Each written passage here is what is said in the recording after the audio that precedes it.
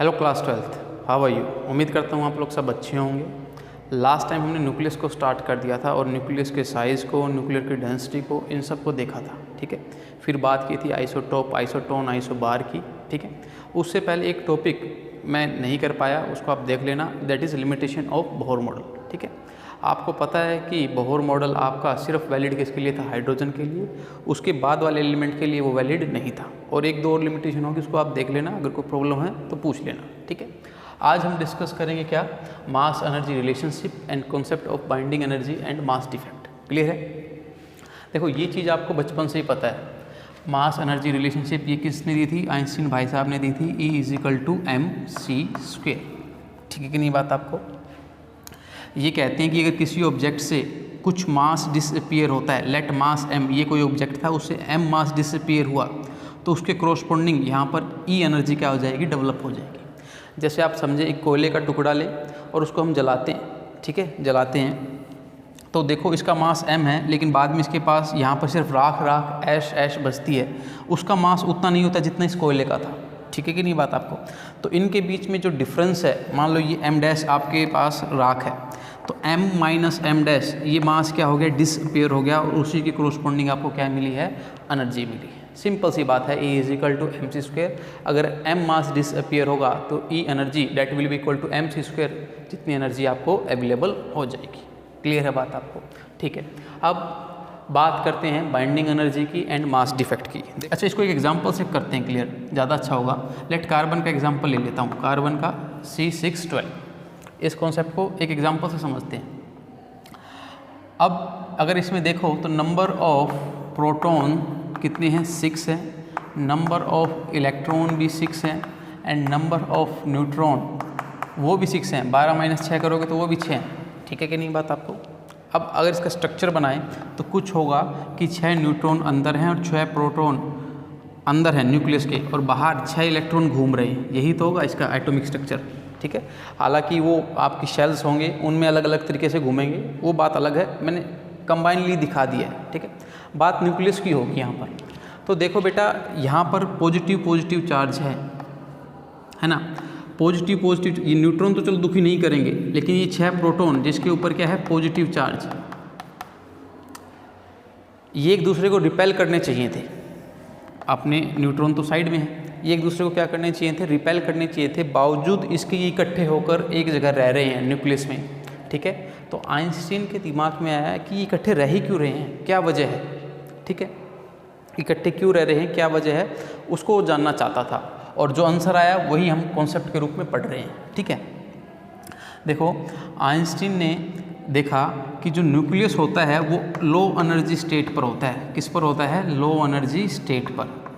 Clear है बात आपको। मतलब ये 6 न्यूट्रॉन और 6 प्रोटॉन किस पर हैं, लो एनर्जी स्टेट पर हैं जब ये इकट्ठे हैं। अगर आप इनको फ्री कर दें, मतलब जब ये फ्रीली घूम रहे हैं, एक दूसरे से इनका कोई वास्ता नहीं है, लेट ये 6 न्यूट्रॉन अलग फ्रीली घूम रहे हैं, 6 प्रोटॉन अलग फ्रीली घूम रहे हैं, this is called free state. Clear है बात आपको। अब उन्होंने आइंस्टीन भाई साहब ने इनको फ्री स्टेट में देखा, और फ्री स्टेट की तो निश्चित तौर से एनर्जी क्या होगी, ज़्यादा होगी, high energy state, high energy state.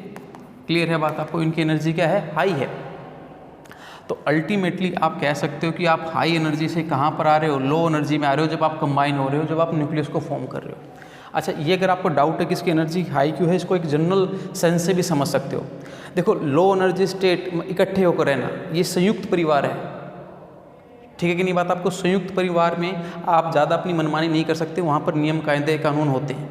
और ये फ्री स्टेट का मतलब आप न्यूक्लियर रह रहे हो, अलग अलग होकर रह रहे हो, तो वहाँ पर आपके पास पक्की आज़ादी थोड़ी सी ज़्यादा होगी, और ज़्यादा आज़ादी का मतलब क्या होता है, ज़्यादा एनर्जी।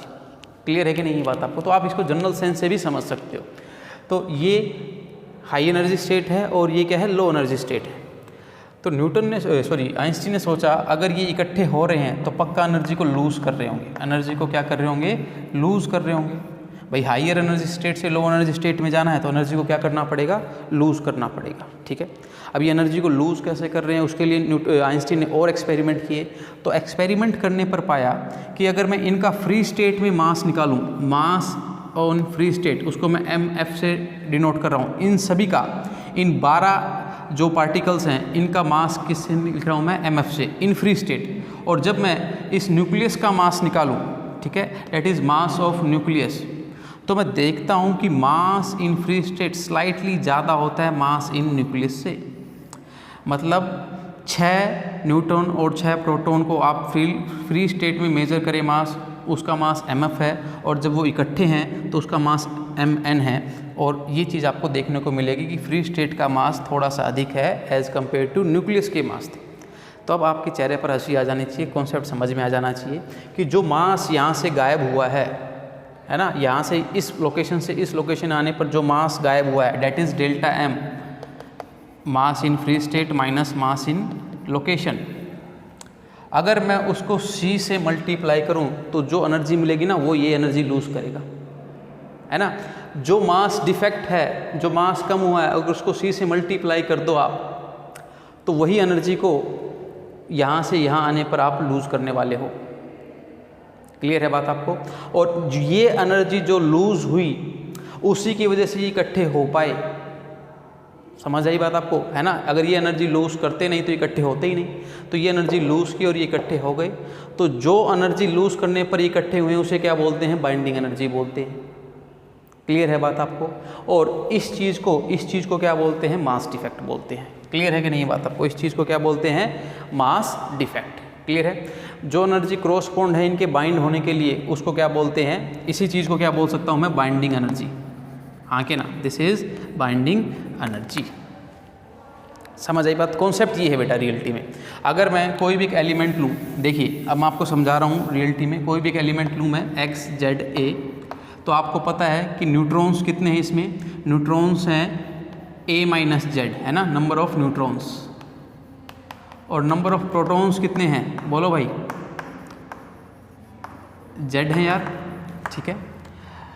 तो अल्टीमेटली देखो फ्री स्टेट में मास कितना है, फ्री स्टेट में मास in free state, mass in free state कितना होगा भाई, मास ऑफ न्यूट्रॉन, और कितने नंबर ऑफ न्यूट्रॉन है, a माइनस जेड है, ठीक है, प्लस मास ऑफ प्रोटॉन, और कितने नंबर ऑफ प्रोटॉन है, z है, ठीक है। और कंबाइंड स्टेट में मास कितना है, कंबाइंड स्टेट में मास कितना है, स्टेट का मास कितना है, कंबाइंड स्टेट मास है mass of capital N, that is nucleus. इकट्ठा लिख दिया मैंने, ठीक है। और इन दोनों को अगर आप माइनस करोगे, यानी कि a minus Z M N plus Z M P minus mass of nucleus, this is nothing but mass defect, जो कम हुआ मास। और बाइंडिंग एनर्जी की अगर मैं बात करूं तो binding energy delta m into C square है। आके ना, क्लियर है कि नहीं बात आपको, समझ आई बात।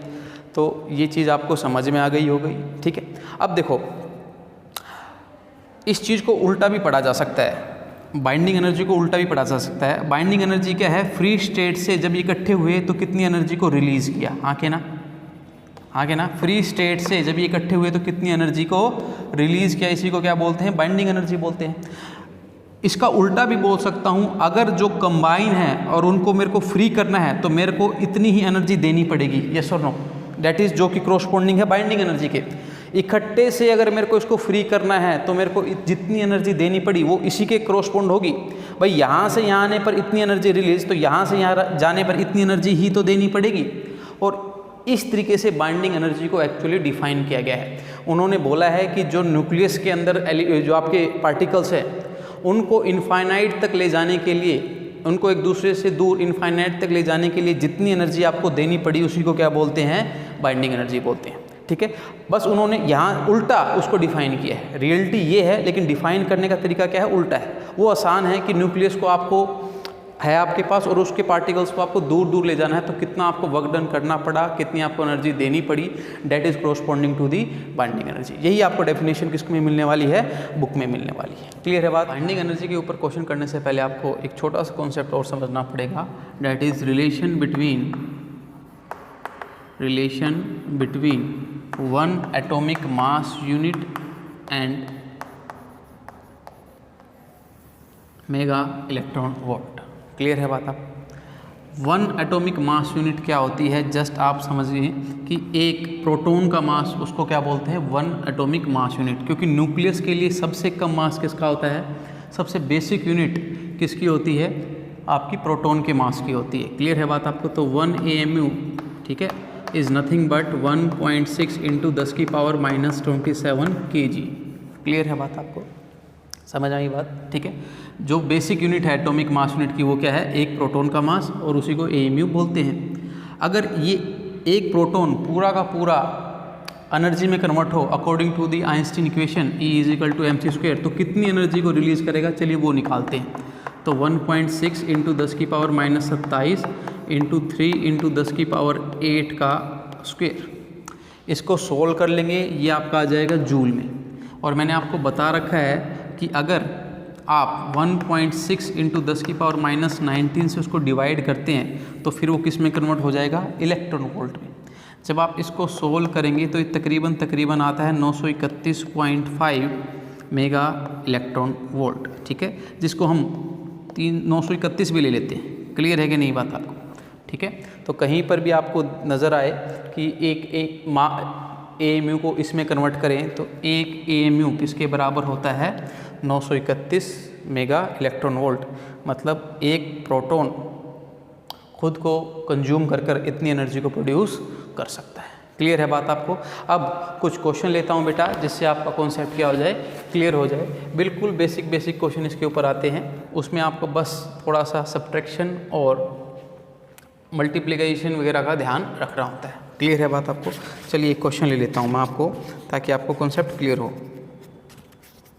चलिए देखिए, एक डिके दे रखा है यूरेनियम का 238, ठीक है, किस में होता है, थोरियम में 9234 + 2 हीलियम। ये आपने इक्वेशन देखी होगी क्लास 10th में। इसे न्यूक्लियर क्या बोलते हो आप, फिजन बोलते हैं। टूट रही है ना ये चीज़ें, है ना। अब देखो, देखने में तो लग रहा है कि दोनों तरफ जेड सेम है, रिएक्टेंट साइड भी और प्रोडक्ट साइड भी, है ना, और उसी तरीके से ए भी क्या है, सेम है, ठीक है। अगर ऐसा सब कुछ है तो फिर कोई एनर्जी रिलीज नहीं होगी भाई, क्योंकि आपको पता है कि मास भी सेम है, ठीक है कि नहीं बात आपको, सब कुछ सेम है, तो एनर्जी रिलीज कैसे होगी, energy neither be created nor be destroyed, ठीक है। और क्वेश्चन में वो पूछेगा कि एनर्जी रिलीज बताओ, आपसे ऐसे पूछेगा, ठीक है। अच्छा जी, अब देखो, अब वो आपको कुछ और डाटा देगा, उसको देखो। वो बोलेगा कि एटॉमिक मास ऑफ यूरेनियम कितना दे दिया आपको बेटा, 238.05079 एटॉमिक मास यूनिट। क्लियर है बात आपको, एटॉमिक मास यूनिट, ठीक है। और इसके बाद वो देगा आपको थोरियम का 92,234 एंड डैट कॉरस्पॉन्ड टू कितना बेटा, 234.043 इतना इनटू एटॉमिक मास यूनिट, इतना ही। क्लियर है बात आपको। और उसके बाद हीलियम का देगा, कितना दे दिया आपको, 4.00260 एटॉमिक मास यूनिट, ठीक है। रियलिटी ये है कि भाई देखने में तो आपका जो ए है वो सेम लग रहा है, परंतु रियलिटी देखो क्या है, इन दोनों को जोड़ो, ये प्रोडक्ट साइड है ना, प्रोडक्ट साइड में दोनों को जोड़ो, देखो 4.00260, ये प्रोडक्ट साइड का मास आ जाएगा टोटल, कितना आया, 3 6 12 आँच लगी 1 6 4 0 और 238 एटॉमिक मास यूनिट। आप देखो प्रोडक्ट साइड में मास थोड़ा सा कम है as compare to reactant side, तो जो ये मास डिफेक्ट हुआ होगा वही इस एनर्जी में क्या हुआ होगा, तब्दील हुआ होगा। क्लियर है बात आपको। आप डेल्टा एम निकाल लो, डेल्टा एम कितना आ जाएगा, आपको माइनस करना पड़ेगा इसमें से 238.04623। क्लियर है बात आपको। तो 6 5 आपका 4, ठीक है, 0 0, ठीक है। तो डेल्टा एम कितना आ गया, 00456 एटॉमिक मास यूनिट। और आपको अगर एनर्जी निकालनी है तो क्या होगा, delta M into C square, ठीक है। या फिर अगर आपको पता है कि 1 एटॉमिक यूनिट किसके बराबर होता है, 931 मेगा इलेक्ट्रॉन वोल्ट के, तो इसको इससे रिप्लेस कर दो तो सीधा ही delta Q I binding energy आ जाएगी 0.00456 इंटू 931 मेगा इलेक्ट्रॉन वोल्ट। इसको सॉल्व कर लेंगे, you will get your answer. इसी तरीके के छोटे छोटे क्वेश्चन आपको देखने को मिलेंगे, ठीक है। बस आपको जमा घटा का थोड़ा सा ख्याल रखना है। क्लियर है बात आपको। तो होपफुली आज की क्लास आपको समझ आई होगी। मिलते हैं नेक्स्ट क्लास में बेटा, तब तक के लिए thank you and good bye.